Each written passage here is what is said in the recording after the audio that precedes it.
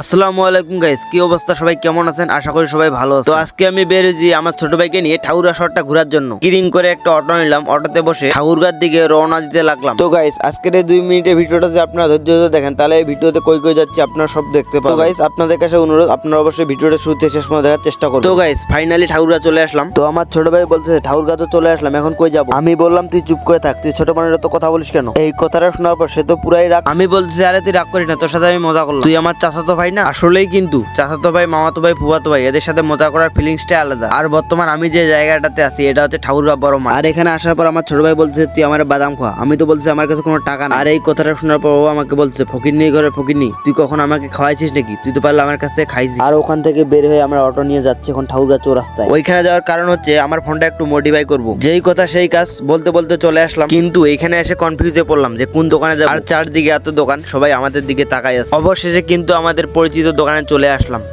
A few moments later.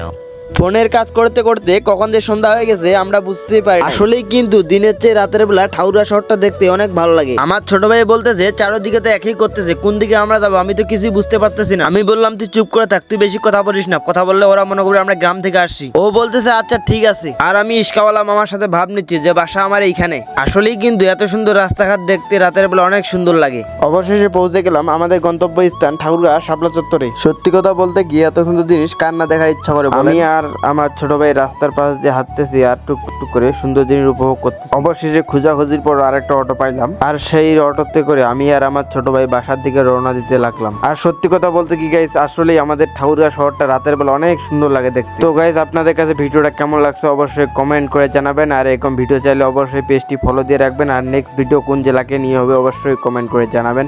আর ভালো লাগলে অবশ্যই পেজটি ফলো দিয়ে আমাদের সাথে থাকবেন। ধন্যবাদ।